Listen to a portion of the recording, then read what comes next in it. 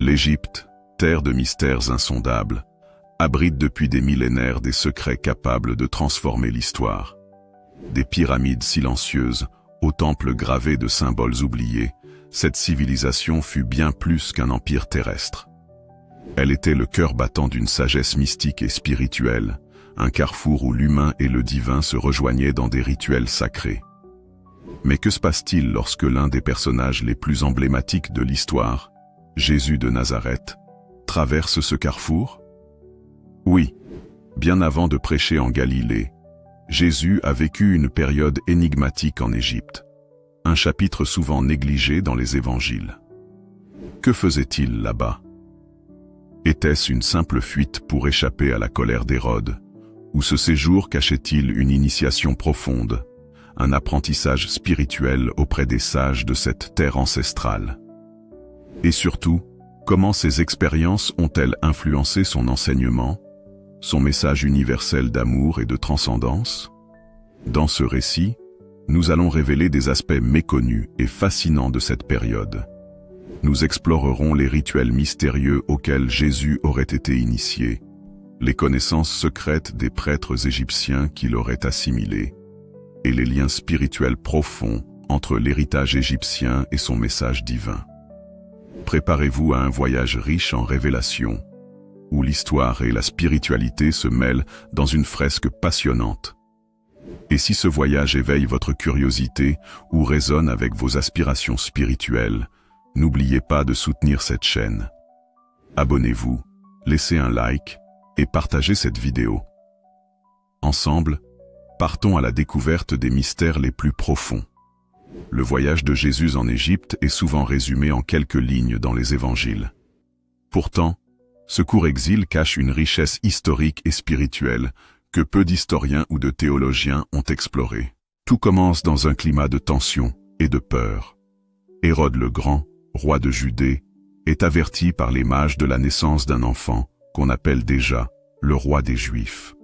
Enragé par cette menace à son pouvoir, Hérode ordonne un massacre atroce, celui des enfants mâles de moins de 2 ans, connu sous le nom de massacre des innocents.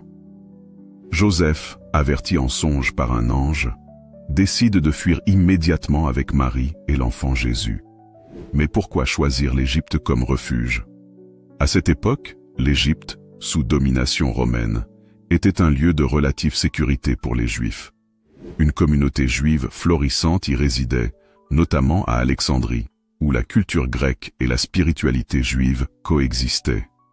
Ce choix n'était pas qu'une question géographique. L'Égypte représentait également une terre d'asile spirituel, un sanctuaire pour ceux en quête de transformation. L'Égypte, dans les traditions bibliques, est bien plus qu'un simple pays. C'est une terre de dualité. Elle symbolise à la fois l'esclavage, à travers le récit de l'Exode, et la révélation divine, par la libération de Moïse. Mais au-delà de cette dualité, elle est aussi une terre d'apprentissage, un berceau de sagesse ancienne. Depuis des millénaires, l'Égypte était reconnue comme un centre spirituel. Ses temples, comme ceux de Karnak, Luxor et Abydos, étaient des lieux d'initiation où les prêtres et initiés étudiaient les mystères de l'âme, les cycles de la vie et de la mort, et les lois divines. En choisissant l'Égypte, Jésus et sa famille entraient dans une terre qui avait vu passer les plus grands sages et mystiques de l'histoire, une terre où chaque pierre semblait murmurer les secrets de l'univers. La tradition rapporte que la Sainte Famille aurait voyagé à travers plusieurs lieux en Égypte, parmi lesquels Babylone, l'actuel Vieux-Caire, Mahdi, et même des régions proches de la Haute-Égypte. Ces étapes, bien que peu documentées, ont été conservées dans la mémoire collective des chrétiens coptes, qui vénèrent encore ces lieux comme sacrés. Mais que signifiait grandir dans un tel contexte pour un enfant comme Jésus? Dès son jeune âge, il aurait été entouré par des influences culturelles et spirituelles variées. Les rituels égyptiens, des processions religieuses, des prières aux dieux comme Osiris ou Isis, et des pratiques symbolisant la résurrection et l'immortalité. La sagesse juive, la communauté juive d'Alexandrie, bien intégrée, pratiquait une version érudite et mystique du judaïsme, où la Torah était étudiée dans sa profondeur spirituelle. Les traditions grecques, Alexandrie en particulier, étaient un foyer d'échange intellectuel où la philosophie grecque rencontrait la spiritualité orientale. Ces influences auraient marqué l'esprit du jeune Jésus, semant en lui les premières graines d'une compréhension universelle de la spiritualité, au-delà des frontières culturelles et religieuses. L'un des aspects les plus intrigants de cette période est la possibilité que Jésus ait été exposé aux rituels et enseignements mystiques des prêtres égyptiens. Ces derniers, héritiers d'une tradition remontant à Thoth et à Hermès Trismégiste, détenaient des connaissances avancées sur les secrets de l'âme et sa connexion avec le divin. L'utilisation des symboles, de la géométrie sacrée et des vibrations sonores pour élever la conscience. Bien que Jésus fût encore jeune, il n'est pas invraisemblable de penser qu'il aurait été témoin de ces pratiques, ou qu'il en aurait été influencé indirectement par les récits de ceux qui les avaient expérimentés. Les enseignements égyptiens sur la lumière intérieure, la transformation spirituelle et l'immortalité de l'âme auraient résonné avec sa mission divine, plantant en lui des graines de compréhension profonde. Alexandrie, l'une des plus grandes métropoles de l'époque, était un carrefour où se mêlaient les cultures grecques, romaines, juives et égyptiennes. Cette ville abritait également la célèbre bibliothèque d'Alexandrie, un temple du savoir qui rassemblait des manuscrits de toutes les traditions spirituelles connues. Certains chercheurs spéculent que des membres de la communauté juive d'Alexandrie auraient enseigné à Jésus. La tradition juive alexandrine était profondément mystique, influencée par la philosophie grecque et les pratiques spirituelles locales. Les concepts de logos, la parole divine, et de sagesse divine, Sophia, étaient de particulièrement développés, des notions qui apparaîtront plus tard dans l'enseignement de Jésus. 1.6. Une transformation silencieuse. Les évangiles restent silencieux sur cette période de la vie de Jésus, mais ce silence pourrait être révélateur. Les années passées en Égypte étaient là peut-être une phase d'observation, d'assimilation et de préparation. Jésus, encore enfant, était immergé dans une atmosphère où le divin imprégnait chaque aspect de la vie quotidienne. Ce silence des évangiles pourrait symboliser une transformation intérieure, une phase où l'âme de Jésus se nourrissait des mystères de l'Égypte pour forger son message futur. Cette exploration nous révèle que l'Égypte n'était pas simplement un refuge pour la Sainte Famille. C'était une terre d'apprentissage et de transformation, où le jeune Jésus a été exposé à des influences mystiques, culturelles et spirituelles, d'une profondeur inégalée. Ce chapitre méconnu de sa vie est essentiel pour comprendre comment il a pu transcender les frontières religieuses et culturelles pour offrir un message universel. L'Égypte antique regorgeait de temples, chacun dédié à des divinités spécifiques et servant de lieu d'apprentissage spirituel. Ces temples n'étaient pas seulement des lieux de culte, mais de véritables écoles des mystères où les prêtres et initiés exploraient la nature de l'univers, l'âme humaine et les forces divines. Des lieux comme Abydos, considéré comme le sanctuaire d'Osiris et un centre spirituel majeur, ou Luxor, appelé le Temple de l'homme, pour sa représentation du corps humain dans son architecture, auraient été des points de convergence pour des initiés du monde entier. Jésus et sa famille, en séjournant dans différentes régions d'Égypte, auraient eu l'occasion de visiter ou d'entendre parler de ces lieux sacrés. Les rituels d'Osiris, où les participants simulaient la mort et la résurrection, étaient au cœur de l'initiation égyptienne. Ces cérémonies, symbolisant le triomphe de l'âme sur la matière, résonnent profondément avec les enseignements ultérieurs de Jésus sur la vie éternelle et la résurrection. Les mystères de la lumière. Les prêtres utilisaient des miroirs et des cristaux pour capter et refléter la lumière solaire, symbolisant la connexion entre l'homme et le divin. Ces pratiques auraient inspiré l'idée de Jésus en tant que lumière du monde. La géométrie sacrée et les enseignements sur les proportions divines étaient omniprésents dans ces temples. Jésus aurait pu assimiler l'idée que l'univers est régi par un ordre divin, une idée reflétée dans ses paraboles sur le royaume de Dieu. Les prêtres égyptiens étaient les gardiens d'une sagesse transmise depuis des millénaires. Ils croyaient en l'existence d'une essence divine en chaque être humain, appelée Ka et Ba, qui pouvait transcender le monde matériel pour rejoindre l'éternité. Ces concepts rappellent les enseignements de Jésus sur l'âme et la vie éternelle. Les initiations spirituelles en Égypte suivaient des étapes bien définies. La purification. Les initiés devaient passer par des rituels de purification dans les eaux sacrées du Nil, symbolisant la mort de l'ancien soi. Cette idée de renaissance spirituelle est similaire au baptême pratiqué par Jésus et Jean-Baptiste. Le silence. Une période de retraite dans l'obscurité des temples où l'initié méditait sur la nature de l'âme et du divin. La lumière. Une cérémonie au cours de laquelle l'initié renaissait dans la lumière, symbolisant l'illumination spirituelle. Ces étapes, tout comme les pratiques juives mystiques de l'époque, auraient influencé la compréhension de Jésus sur la transformation intérieure. Dans la tradition égyptienne, la parole était considérée comme une force divine créatrice. Le dieu Thoth, patron de l'écriture et de la sagesse, était vénéré comme celui qui maîtrisait le pouvoir des mots pour façonner la réalité. Ces enseignements ont peut-être influencé l'importance que Jésus accordait à la parole dans son ministère. Au commencement était la parole, et la parole était avec Dieu, et la parole était Dieu. Jean 1:1. Les prêtres égyptiens utilisaient des chants sacrés, ou ekao, pour activer des forces spirituelles. Ces pratiques rappellent les prières de Jésus et son insistance sur la foi comme outil de manifestation divine. Demandez, et il vous sera donné. Cherchez, et vous trouverez. Les écrits hermétiques, attribués à Hermès Trismégiste, sont considérés comme une synthèse de la sagesse égyptienne et grecque. Ces textes, bien que postérieurs à la période de Jésus, reflètent une tradition plus ancienne à laquelle il aurait pu être exposé.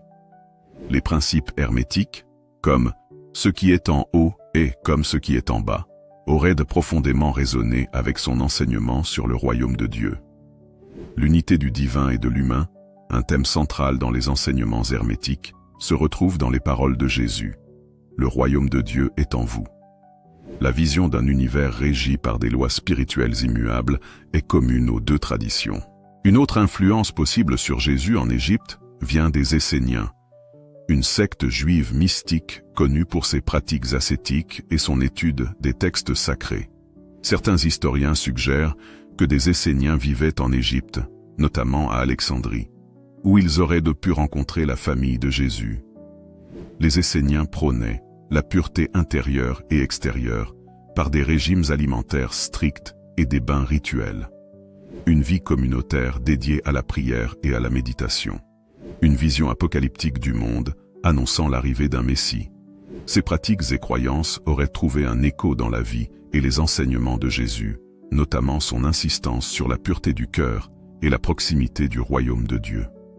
Les années passées en Égypte n'ont pas seulement enrichi la vision spirituelle de Jésus, elles ont semé les bases d'un message universel.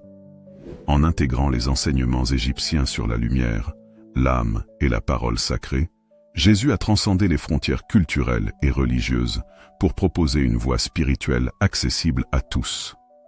La lumière comme guide spirituel. Je suis la lumière du monde. La résurrection comme triomphe de l'âme. Celui qui croit en moi vivra, quand bien même il mourrait. L'unité du divin et de l'humain. Moi et le Père, nous sommes un. Cette exploration montre comment Jésus aurait été influencé par les mystères égyptiens, des rituels sacrés aux enseignements spirituels des prêtres et des communautés mystiques. Ces expériences ont enrichi sa compréhension du divin et de l'âme humaine, préparant le terrain pour le message révolutionnaire qu'il allait partager. L'un des thèmes les plus récurrents dans l'enseignement de Jésus est la lumière. Il se décrit lui-même comme « la lumière du monde », une métaphore puissante qui trouve ses racines dans les traditions spirituelles égyptiennes. Les enseignements de Jésus, souvent transmis à travers des paraboles, reflètent une sagesse intemporelle qui transcende les frontières culturelles et religieuses. Ces paraboles, bien que simples en apparence, cachent des vérités profondes qui rappellent les enseignements ésotériques égyptiens. Les prêtres égyptiens utilisèrent les symboles pour transmettre des concepts spirituels complexes. De même, Jésus enseigne à travers des images accessibles à tous. Le grain de moutarde symbolise la croissance spirituelle. Le levain représente la transformation intérieure. Le berger et ses brebis incarnent l'amour divin et le soin apporté à chaque âme. Ces enseignements, bien qu'ancrés dans un contexte juif, portent une portée universelle. Ils invitent chacun, quelles que soient ses origines, à chercher la vérité, à grandir spirituellement et à découvrir le royaume de Dieu. La mission de Jésus dépasse les clivages religieux et culturels de son époque. Les influences égyptiennes qu'il aurait intégrées durant son séjour en Égypte l'auraient aidé à concevoir une vision universelle du divin. Contrairement à un enseignement réservé à une élite spirituelle, il ouvre les portes de la sagesse à tous.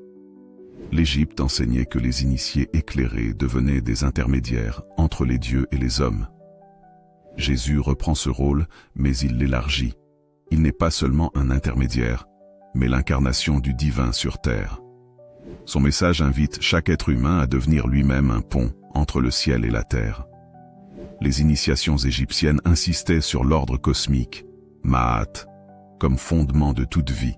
Jésus enseigne des principes similaires, mettant l'accent sur 1. L'amour comme loi universelle. 2. Le pardon comme outil de libération spirituelle. 3. L'humilité comme voie vers la grandeur divine. L'impact des enseignements égyptiens ne s'arrête pas à la vie de Jésus. Ils se retrouvent également dans les pratiques et les symboles du christianisme naissant. Le symbole de la croix. Bien que central au christianisme, la croix était déjà un symbole spirituel en Égypte, représentant la vie éternelle, Ankh. Les sacrements, les rites chrétiens comme le baptême et l'Eucharistie, trouvent des parallèles dans les pratiques initiatiques égyptiennes. La spiritualité monastique, inspirée par les Esséniens et les pratiques ascétiques égyptiennes. Cette tradition se développe pour rechercher une connexion profonde avec le divin. Au-delà de son époque, le message de Jésus conserve une pertinence universelle. Son passage en Égypte lui aurait permis de comprendre que la spiritualité ne connaît ni frontières ni limites. Chaque individu, quelle que soit son origine, peut trouver le divin en lui-même. Jésus incarne la synthèse des grandes traditions spirituelles de son temps. Son message unifie les enseignements juifs, égyptiens et universels en une voie simple, mais puissante, l'amour inconditionnel. Le séjour de Jésus en Égypte n'était pas un simple épisode d'exil, mais une phase cruciale de formation spirituelle. Les mystères égyptiens, avec leur profondeur et leur universalité, ont façonné sa vision et sa mission. En transcendant les enseignements de cette terre mystique, il a créé un message intemporel qui continue d'inspirer des milliards de personnes à travers les âges. Alors que nous concluons ce voyage fascinant, souvenons-nous que chaque recherche de vérité spirituelle est un écho de cette quête universelle. Merci d'avoir suivi cette vidéo jusqu'à la fin. Votre présence et votre engagement montrent votre soif de découverte et de compréhension des mystères spirituels qui traversent le temps et les civilisations. Nous espérons que ce voyage dans les secrets de Jésus en Égypte vous a inspiré et enrichi votre quête personnelle. Si vous avez aimé cette vidéo, n'oubliez pas de cliquer sur j'aime, de vous abonner à notre chaîne et d'activer la cloche pour ne manquer aucune de nos prochaines explorations. Cela nous aide énormément à continuer de créer du contenu captivant et instructif pour vous. Nous serions également ravis de connaître votre avis. Laissez un commentaire pour partager vos réflexions, vos questions ou même vos suggestions pour nos prochaines vidéos. Enfin, si ce récit vous a touché ou intrigué, partagez cette vidéo avec vos proches. Ensemble, faisons grandir cette communauté d'esprits curieux et passionnés par les mystères du monde. Merci encore pour votre soutien et à très bientôt pour de nouvelles aventures spirituelles et historiques.